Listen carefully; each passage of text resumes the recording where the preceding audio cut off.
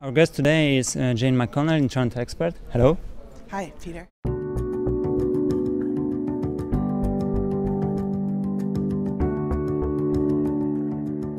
Today we are at Internet communication and Intranet meeting. And first question, are Intranet communication specialists the best people for owning Intranet? An intranet needs to be owned by someone who will represent the interests of the entire organization.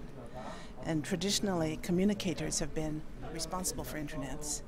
And one of the difficulties has been that they see the internet purely as a communication tool. And they don't realize that it can also help business, help collaboration, support business activities. And so it's important for communicators to evolve in their awareness of if they are responsible for the internet, they have a responsibility that's much broader than just the communication function. On the other hand, the communicators are often the only people in the organization who have a cross-organizational responsibility. They know everybody in the organization. So from that viewpoint, they are really great owners of intranets. Okay, and when designing intranets and intranet tools, what work should be done? Is there one golden best methodology for designing intranet? There's no magic answer to that, no perfect way of doing it. The thing that is the most important is to understand what people need, what the business of the organization needs, and then define what's required, and then choose a technology to support it.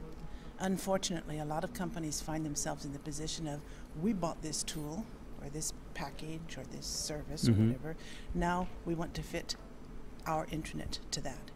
And so you need to start at the heart of the organization. What is it that the internet is supposed to do, and what is required to make that happen? And that means you need to talk to business managers, you need to talk to stakeholders like HR people, IT people, business people, finance people. Find out what they want, what they need from the internet. You need to focus very much on the normal worker in the company and what information does he or she need, what services do they need. Then take all of that into account and build a plan for your intranet. And you need to go progressively. You can't do everything all at once. You have to do first things first and it's like building blocks. You just put things into place. Yesterday you were talking about digital workplaces, yes. And this is adding two new dimensions like social and collaboration to intranet. Is it the best place to add those functions in intranet? I believe it is. The reason I think that intranets need to add the functionality of collaboration and social collaboration, social things, is that from the viewpoint of the person in the company, the average worker, that person should not have to go and think, okay, am I collaborating? I'll go here. Am I going to be social and try to meet some new people? I'll go over here. Am I going to look up a reference document? Oh, that's over here. People shouldn't be forced to do that. People should be able to go to one place and then based on the navigation, the start page, the search engine, the different ways they have of finding what they need. So that's one of the biggest challenges today in all intranets, in all companies, is how you can think of the user first and define a framework that makes sense from the user's viewpoint. It's not easy to do. But it seems there are difficulties in implementing social features into intranets. It not always works. Why is that? One reason it doesn't work is because there's hesitation on the part usually of management, and that they have a fear that if we have social features, everyone's going to spend their time writing about just anything and not be doing their jobs. That's one thing. Another thing is that often social features like a blog or, I don't know, other things like that are put into place without thinking, what is the business value that this can bring? Do we have a business reason for this? For example, if you have a team working on a project, members of the team are located in different countries, it can be very useful to give them a blog and a wiki so that they can share information, write documents together. You take a group of people, they have a need, and with a social tool, you provide an answer to that.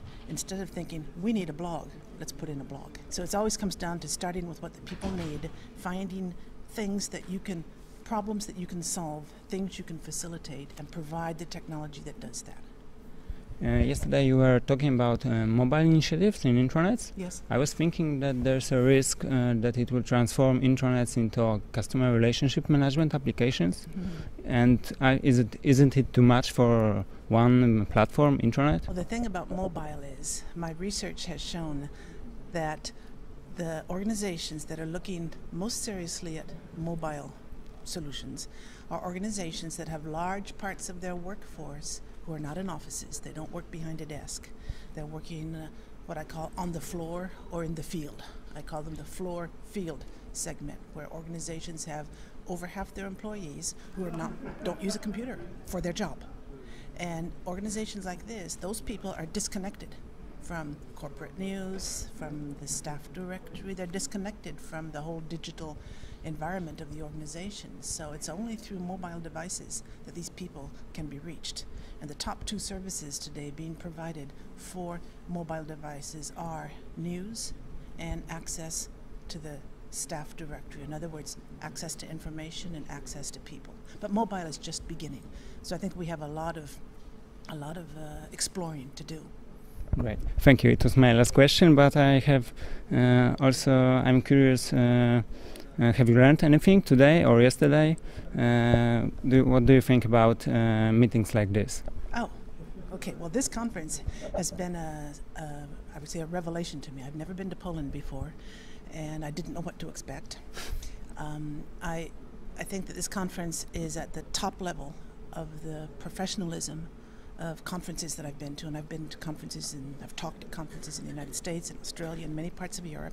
I'm based in France, so in particular in Europe. And from a viewpoint of logistics, sound, all the professional backup and support, it's right at the top of the best conferences I've been in. I live in France, and so food is important to us, and the food here has been fantastic. So Great. Great to hear. These are important things for a conference. They might seem like they're not directly related to a conference, but it makes a big difference in the experience people have.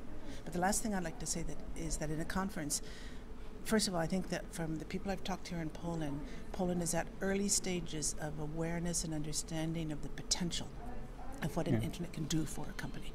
And you work in Poland, so you know much more about this than I do, but that's the impression I have.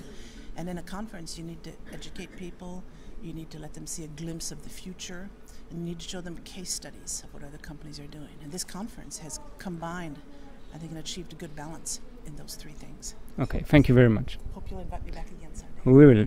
Thank you.